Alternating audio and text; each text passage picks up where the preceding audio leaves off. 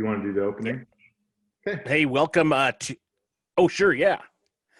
Welcome everyone back to FatHead. Today is with Monty and Christian, of course. Today is, they're all special, but today is kind of really a hit home hard kind of an episode here.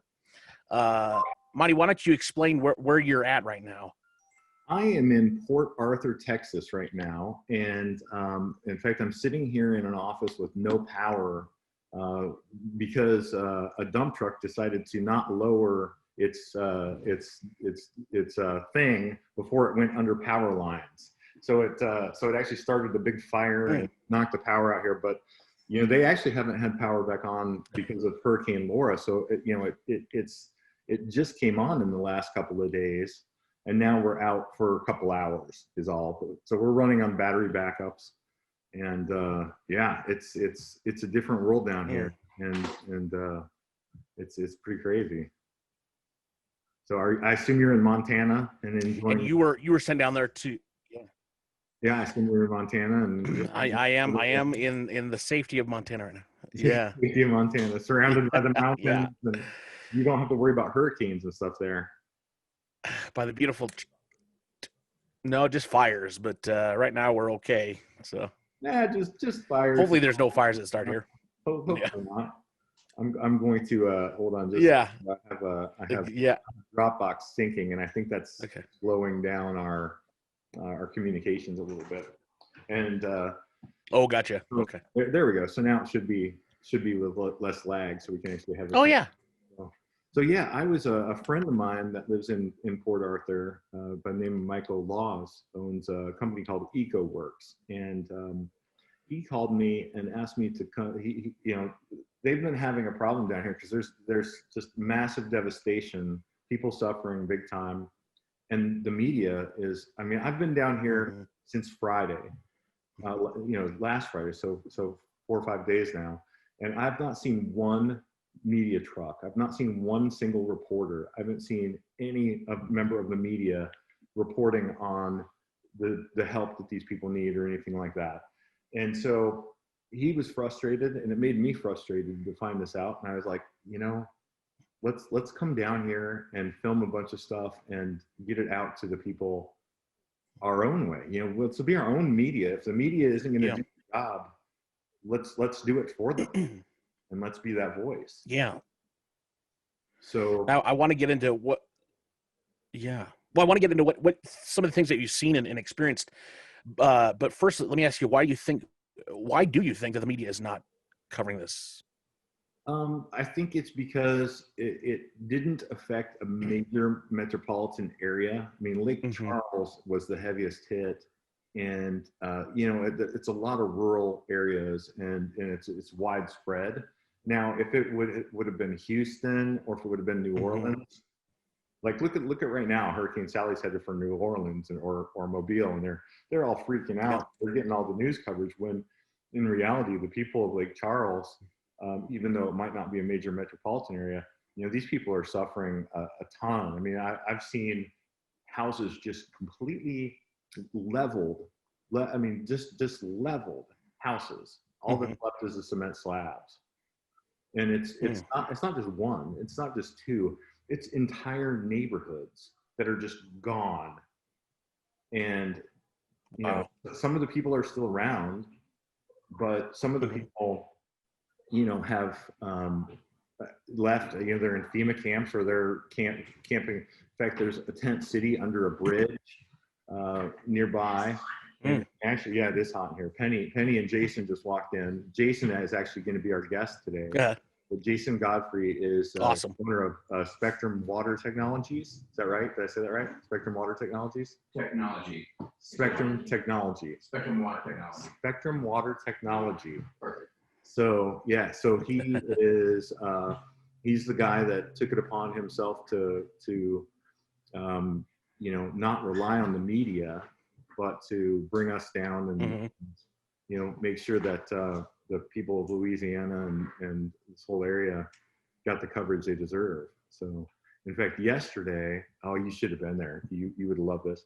So yesterday, his company and a bunch of other ones that kind of got into it together as a conglomerate. They did a food giveaway. So people drove up in their cars because of COVID, and they handed out how many meals, Jason? 10,000. Yeah, I'm online already. Jason, you want to come over here and talk? Yeah, we're just gonna make this. We'll just make this informal, Christian, because yeah, absolutely. No air. And so this is Jason. Hello. Welcome. Hi, Jason. Welcome to FatHead. This is our podcast. Nice to meet you. Scooch on over. You're gonna be able to see you right there. Nice to meet you too. Yeah, Christian is in Montana, and we've been doing this podcast now for how long? And we've our last guest was his dad and told war stories, but Tom Arnold was on before that, and so you're in good company. Excellent. As a guest. So yeah, good questions for Jason, because he's the guy that actually saw this need and had us come down. Mm-hmm. Jason, how did you I mean, where do you live, first of all? I live in Houston, Texas, suburb of Houston. Okay, so you're pretty close to all this. Close. And we have a shop in Lake Charles, and our headquarters is in Guys Point, just outside of Baton Rouge, Louisiana. Oh yeah, okay. Very cool. And what I mean, well, tell me about how you got involved with this. Oh, hey, our power just came back on. Hey, I just saw that. Awesome lights. A couple different ways. I would love to take the credit. I can't. There's a burrito shop in Houston called Wonderful Burrito. A friend of mine owns it. He and his parents, they run it. They're not a big shop, actually fairly small. He knows that we've got a shop in Lake Charles, Louisiana, and he wanted to help. He wanted to cook food for some people over there. I get capitalism. I understand capitalism and understanding doing things that you can promote your own business, maybe create a marketing opportunity for yourself. He had nothing financial to gain from this. I was impressed, inspired by what he wanted to do. I thought, well, maybe we can help do more. So getting different folks together, people who I know have very big hearts and would want to help. And I hadn't known to the extent Lake Charles had been impacted. And I think it's hard to tell. The media isn't covering it. So the damage that exists there, I'm assuming that it's not good, but don't know.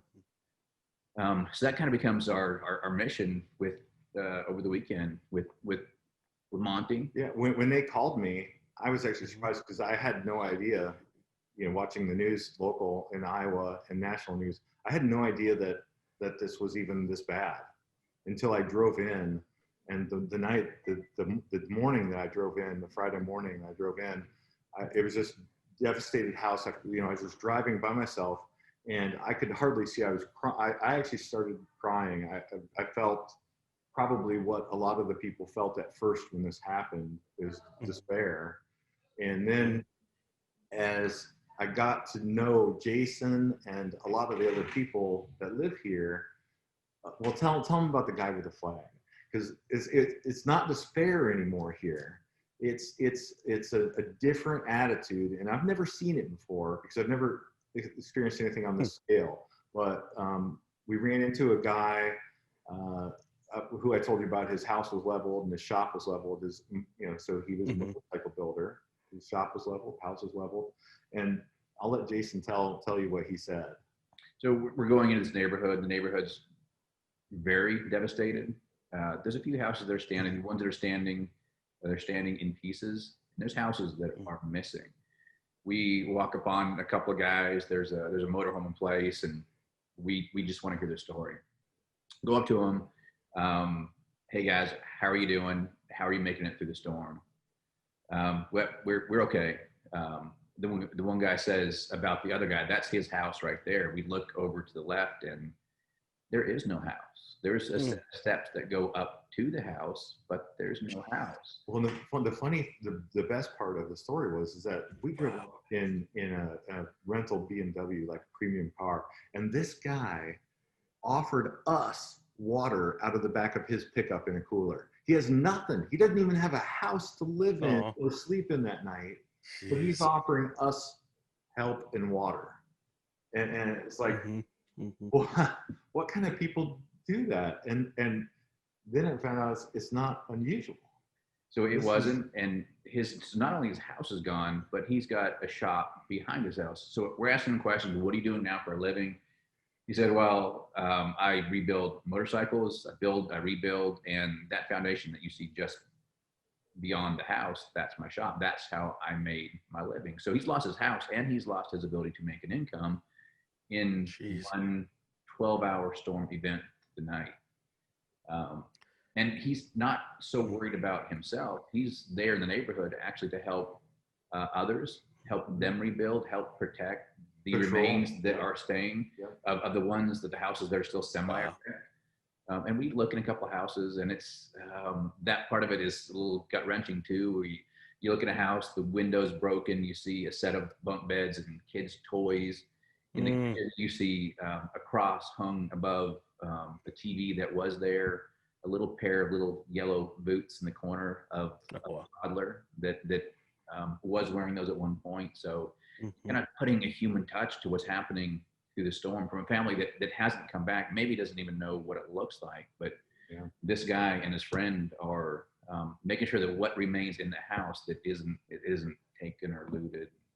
So he's not looking out for himself. He's looking out for everybody else around him. And he never asked for anything. He didn't ask for help. He asked what he could do to help more than anything else. And his story is not alone. We've seen it over and over and over again. These people are not asking for help. So here's the slogan: we're asking for them. We're going to ask for them. They don't want to ask for help, and I understand that personally. You know, it's it's hard to ask for help sometimes, but I have no problem asking my friends. I've contributed already to the GoFundMe, and I'm asking my friends and our audience to go to the GoFundMe and help them as well. What is the GoFundMe? We will have to put it in the comments. Do you remember what it is? I don't remember the actual. We'll definitely put it in the comments. We'll put it in the comments and we'll insert it and maybe a link and stuff to that too. But yeah, I mean, we've contributed. I mean, this guy's put in tons of resources. EcoWorks, Michael Laws put in tons of them. And you want to name some of the other businesses? And yeah. So first, let me back up just a minute. Talk about Michael and EcoWorks. Michael's been giving hand sanitizer from the beginning of COVID. He's given away, I think, well over $100,000 of hand sanitizer. And this hasn't been an easy task, sourcing the materials to create it at a time in the beginning when you couldn't find them, building the recipe to make the hand sanitizer, and open the assembly line in his shop. And again, I understand capitalism and somebody trying to make money off of this, and that's not what Michael's instinct was. So he's given away thousands, if not well over $100,000 of hand sanitizer from the beginning of COVID. And then through this event. So I'm talking with Michael as I'm looking at vendors that may want to contribute to this cause and this one-day event. We're going to give away food. We're going to give away hand sanitizer. We'll give away whatever we can, whatever vendors we can find. Let's give something away to help the people who so desperately need stuff. So I'm talking to Michael, and he says, you know what? I'll give away $10,000 of hand sanitizer. And he begins negotiating with himself. He said, you know what? I'm going to give away $15,000, no, $20,000. I'm going to round it up, and I'm going to give away $25,000 hand sanitizer to people that need it. So that spirit of South Texas, Southeast Texas, Southwest Louisiana, it's amazing, actually. This year that we've lived in, 2020 has been full of awfulness. Dealing with COVID, the politics of it. Are you doing right? Are you doing wrong? This action is correct. This is incorrect. And this country is being ripped on what they think the right action is for whatever political side that you fall on. You compound that with the political justice and George Floyd and that movement. And again, the polarity that's in this country it's numbing. And it's Mhm. crushing. You get news that's bad news. Whatever news outlet you listen to, it's bad news that you're hearing all the time, and it builds anger. It builds hatred. Mhm. I think we got to live a couple days with the people of Southwest Louisiana, and it was none of that. It was Hmm. refreshing. No politics. No, I mean, nobody said, "Are you a Republican and Democrat?" before they handed you free Mhm. stuff. It doesn't matter. It doesn't matter what color you are or anything like that. So it's something I think my soul needed for just 2 days to get away from all of that's happening in this country, whether Mhm. you're going to watch sports or not watch sports, or you believe in BLM or you don't believe in it, whatever it is, it's so polar and so anger filled and hate filled. And to see the love of each other, the help for each other, Mhm. no matter if you're black, if you're white, if you're Hispanic, if you're Asian, they're all helping each other. So it took an event like this to recreate probably the love for each other that we felt after 9/11. So the last 2 days, it got Wow. to bring us Yeah. back to that kind of that kind of feeling. Yeah. Yeah. Community. Yeah. Yeah. Wow. How many people have been affected by Hurricane Laura in the area that you guys are in right now? Oh man, it's everybody. I mean, tens of thousands. I mean, affected in one way or another. I mean, the housing devastation is one thing, but then it's their employers and it's their jobs and it's their massive amount of trees that are on top of their homes, or they have no roof, or they have, Mhm. the school. I mean, there's just so many obstacles to overcome. They might be living in a FEMA camp. They might be living in a tent under a bridge. But I would say at least tens of thousands of people have been affected in one way or another, and most of them in a very devastating way. Yeah. I was super lucky. So I'm out of Houston. We heard leading up to this, the storm's going to be awful. Winds are going to be 100 miles an hour. Secure everything. Get ready, clean up. The night that the storm happened, our winds hit an incredible 30 miles per hour. Not incredible. So that was my humor. There was actually no rain at all. I know. The Port Arthur Uh-huh. area got winds that are higher than that, but there isn't a whole lot of devastation here, which is where We're an hour away Mhm. from Lake Charles. Yep. But as you get into Lake Oh, Charles, okay. Okay. and actually south of Lake Charles, Cameron sits just off the water, just off the Gulf, in the houses that are down there. So the houses that are devastated and gone, that's where the high majority of those houses are. One of the guys who lost his house in its entirety works for a company. So this is kind of where the guilt of all this begins to come back. Well, we went and toured it, and Jason brought us up there and drove us around, and we went and stood on the foundation of his house, and it was just a flat slab. I mean, and it was a brick house, and there was maybe 6 inches Wow. of bottom still left, but the rest of the house was, and everything in the house was in a field miles away. Wow. And it's not just that house. Wow. It's house after house. It's churches. It's businesses. There was a pizza place that was Yeah. the same thing. And one of the big things is the ferry.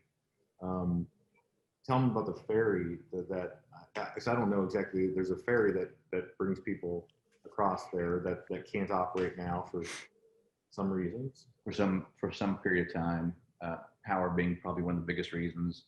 There's thousands of miles of power lines that are down. The linemen are working these incredible, crazy shifts, crazy hours.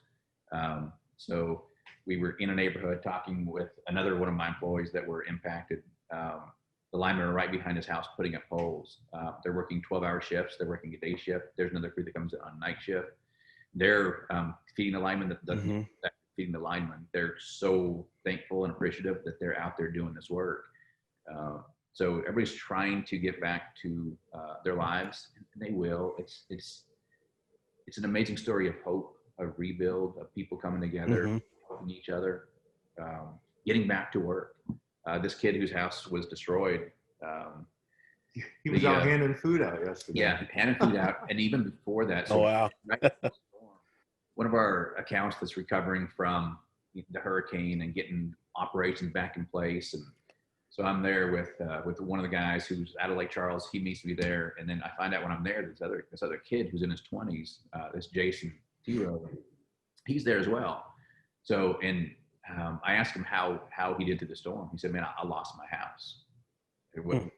What do you mean you lost your house? He said, "Man, my house is gone. Here's a picture of where the house was, and the picture was the foundation." So this is where the guilt that comes in. Like, I hadn't checked on this kid yet, and I find out that you're at work, and I said, "Man, why are you at work? Why are you here?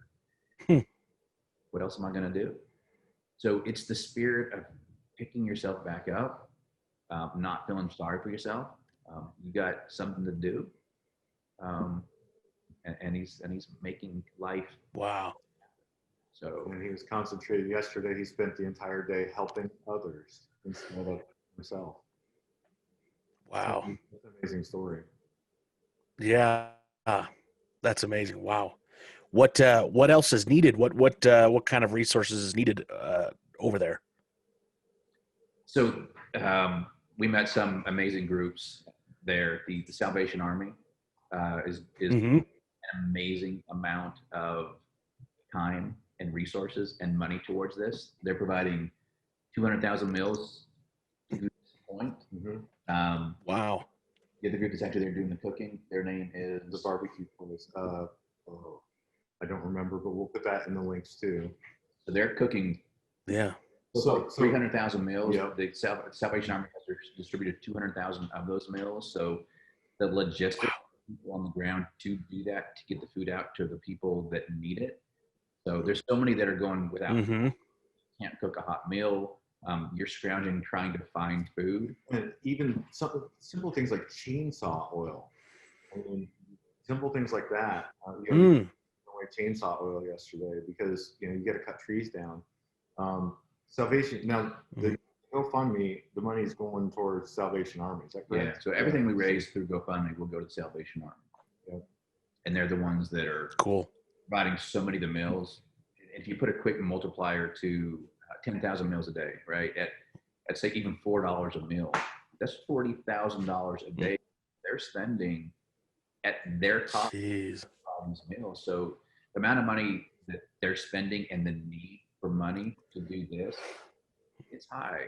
There's a lot of money needed to achieve these things. The federal government's there, FEMA's there. They're doing so much. The rebuild is happening. All the contractors that are there in the city rebuilding, there's so much effort that's happening. And there's so much that's still needed. Yeah, we got a tour of the Salvation Army. We got a tour of one of the kitchens, the mobile kitchens, and we also got a tour of the warehouse and then the campers and stuff like that. Operation Barbecue Relief is the barbecue. Does barbecue, and they give away the food, and also the ferry. We were talking about the ferry. Penny's actually holding up a notebook because this is kind of behind. So it says that, yes, the people that normally took the ferry every day now have to drive around a big bay, and it's an extra hour and a half drive just to go to work or home or wherever they're going. Oh, wow. So that ferry was, it really disrupted people's lives too. So, and the ferry operation does have to be fixed. Power issue, but has to be fixed as well. Yeah, the piers, everything was messed up. So. Wow. Wow. Oh, so we got a tour of Salvation Army. Well, the captain or the lieutenant or the head of the Salvation Army said, because I asked him, what can we do to help, and he said, the biggest help really is money, and because purchase what they need. They don't have to go out and source all these different things or how did he say it? He said, that way we don't have to sort things. We can just purchase whatever the people in that individual community need. And so that, that's really the best way to help, is to pitch into this GoFundMe, or go to salvationarmy.com and contribute directly, or whichever you like. Awesome. Which we'll have that in the description below. The GoFundMe. I want to talk more about the just really quickly about the feeling of hope that's there, I guess, is what you were talking about earlier, Jason and Monty. Which of course this country needs a lot more of right now. Any other stories, any other experiences with that feeling of hope of the people that are there, whose lives have been, their homes have been destroyed, their businesses have been destroyed, but just that feeling of hope? So we're driving down through the city of Lake Charles on Ryan Street. There's destruction of buildings, of houses, all up and down, power lines ripped out of the ground. You can see in some of these poles, they were in the ground 5-6 feet, and that entire pole was ripped out. So there's lots of people working. There's lots of activity. We're driving very slow down because there's so much activity going on. There's 2 girls on the side of the road holding up signs, cardboard signs, and it says free red beans and rice. Okay, let's go see what this is about. So we drive through there, and we grab a couple of dishes of red beans and rice, and it's a mom and a dad. They're 40s, maybe 50-ish age. Mm-hmm. We grab it, and we begin to drive off. It's like, let's talk a minute to them. Let's see what the story is. So we go back, talk to the mom and dad, and say, who are you guys? Where are you from? Why are you doing this? And I'm going to try not to turn into a big old sobbing baby right now, telling stories. All right. They're driving. Their home is close to Baton Rouge, so it's almost a 2-hour drive for them to get to Lake Charles. The 2 daughters are on the side of the road. They're young teens, maybe. It's probably the very last thing any teenager wants to do. It's be holding a sign. It's 90 degrees outside, and you're holding a cardboard sign saying, "Come get some free food." And we're out there on a Sunday afternoon. Probably the very last thing that we really wanted to do. Busy road, dangerous right out there by the road. Yeah. Power lines were literally Mm-hmm. on power. They weren't active or anything, but setting the scene. So we're talking to the dad. I wish I had remembered his name. Why are you guys out here doing this? He said, well, we've been affected less than others. We have people living with us at our house right now that have been affected, but we have it so much better than so many people, and we're trying to do whatever we can to make their lives maybe just a little bit better. So they're out there at least a couple of days a week passing out free food, and they didn't look like fancy rich families. They didn't look like they had extra means to do this. They were driving a 2005 Dodge Caravan, or right in that area. Yeah, they weren't rich. Yeah, they were just helping. So a family that doesn't necessarily have a lot, out there giving away their weekend, their time, and their money to do this, to help support the effort that's going on. And they didn't ask. We tried to give them money, $5, $20. Tried to give it to them. We're not taking any money. Thank you for whatever you're doing. And so it's that.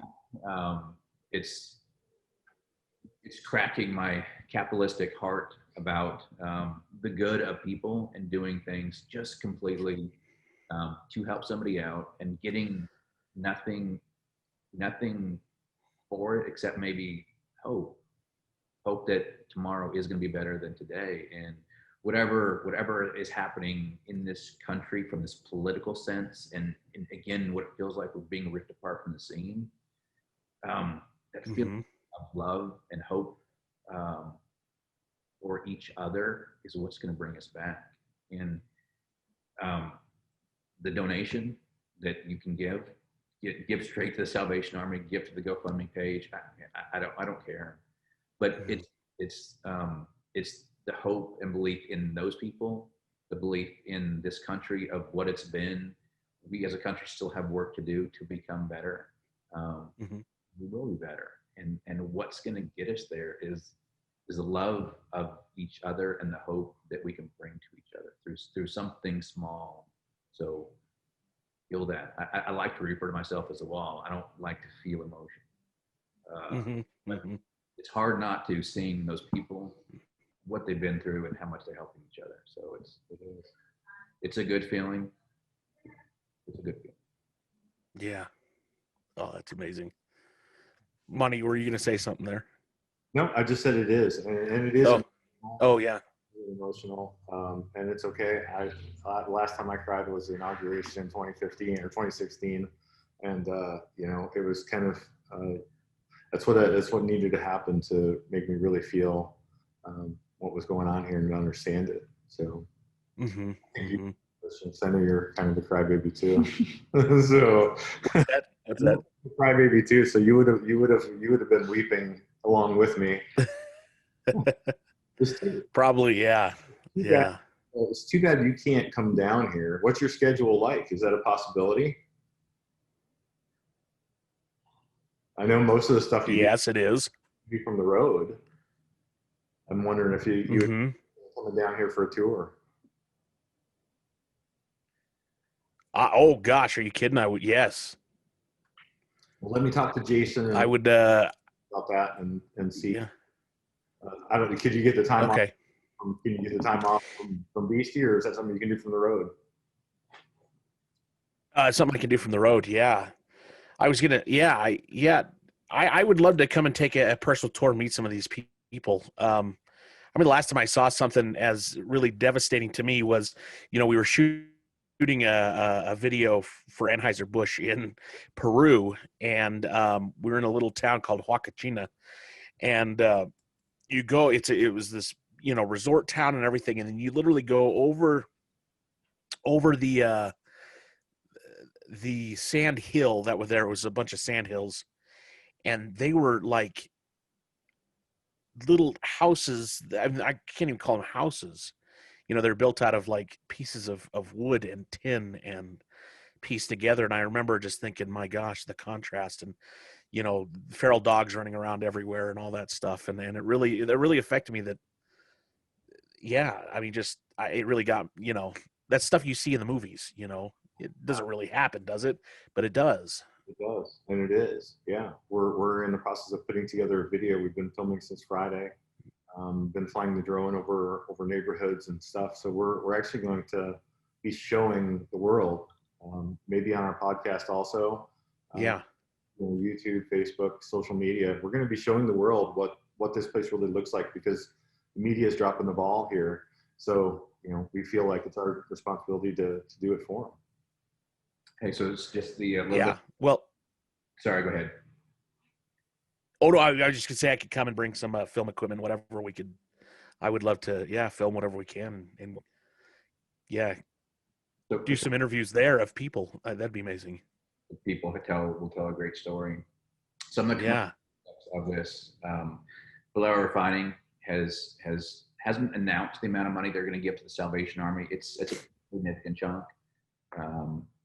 This refinery in Port Arthur, again, maybe an hour drive from Lake Charles. They were shut down. They're shut down. They don't make money. They lose a lot of money for the year. They're still very negative and may not finish the year positive. They gave a very sizable donation to the Salvation Army as well. Weston, a small hardware store here in the same area, came. A couple guys came. Chainsaw oil, shovels, miscellaneous gloves, hardware type stuff that people very desperately need. The burrito shop, wonderful burrito. There's a couple vendors that Spectrum uses. Spectrum Water's our company. The Tarp Depot, Albert and Blakeney. So all these companies coming together. I think that's all of them. There was 8 companies total. So coming together. A lot of them are Texas-based. A lot of them are Louisiana-based. But coming together to try to do something good. And it was definitely a good feeling for the day in creating and giving away stuff in 1,000 meals. But what we did is dwarfed actually by what the Salvation Army is doing. By what the barbecue outfit is doing. 15,000 meals a day is that's phenomenal. That's what you need to come and see is amazing. I mean, they're feeding people. Oh wow. You know, what happens down here is crews come from around the country. For instance, people that cut trees, and they'll just come down here and spend how weeks now. Sure. And so these organizations also feed those crews that are here volunteering to help rebuild. So people that live here, but it's the people that come in to help rebuild. You know, those people have to be fed, they have to be housed, and they have to have places to sleep and stuff too. So you know, it's volunteers, and it's all volunteers. I mean, the amount of people that come down here with chainsaws and pickup trucks and stuff like that, it'll blow your mind. Mm-hmm. Amazing. So one of the volunteers at the barbecue place took his vacation. That's how he took his vacation time, was working at this kitchen that serves barbecue food to people that need help. So he took his vacation to do that. And the thing they need most, their rate limiting is people. They need more people to come down, and that's what we ask them. What keeps you from giving away more meals? Because it's just people. So in addition to money for driving what they're doing and giving away, it's the people to help do it. So I'm sure they would gladly accept people that want to come down. They're already mobilizing for the next storm. Next storm looks like it's coming in, maybe New Orleans, maybe Mobile, but that area, they're already mobilizing equipment and people in that direction, getting ready for the next natural disaster. Well, what we don't want to happen is we don't want, you know, Sally is hitting that area now, but we don't want people to forget about Lake Charles area in the meantime, you know, because these people are for a while. And so we need to keep some spotlight on this community as well. So it's, we got a little experience of it. We lost power here in Port Arthur at this building, I don't know, for maybe an hour or two. We're both sitting here sweating. We got beads of sweat on our forehead, and it was, you know, an hour or two of no power. These folks in Lake Charles are now going through this. This is, I think, 16th since the storm came, and so many in that community still don't have power. So it's beyond. It's a tough life right now for so many, but optimism is what we're selling right now. But nobody's whining, you know. There's nobody out there whining about it. You know, they're just everybody I talk to said we're just no time to whine. We're gonna rebuild bigger and better. Yeah, no time to whine. Yeah, absolutely. So, all right. Do you have any other questions? I don't think so. I mean, I would love to come down. I'll take my van and sleep in the back of it and help out where I can. Hey, maybe you and I can volunteer. But, maybe you and I can volunteer at the barbecue place or something like that, and you know, make a. You know, I used to run a restaurant. That sounds like fun. So, I would totally do that. You got a pop-up trailer with beds. It's not big. Y'all a couple of that's right. We're pretty big. Big guys, but we like to cuddle though. Yeah, we are big guys. While you're missing your wife, Well, well, let's talk more about this. So But Jason, it's a pleasure to meet you. Thank you so much for everything that you're doing. Yeah, absolutely. Thanks for being in. Thanks for coming on. And thanks for having me. Yep. Thanks for joining. We'll put the links. Right after this on the YouTube page. It'll be right down below in the anchor and in the podcast, the audio stuff. I'll probably add a segment at the end with all the links. So that's where to find it. All right. Thanks, everybody. Thanks, guys. Thanks, guys. Thanks, Jason. Thanks, Monty.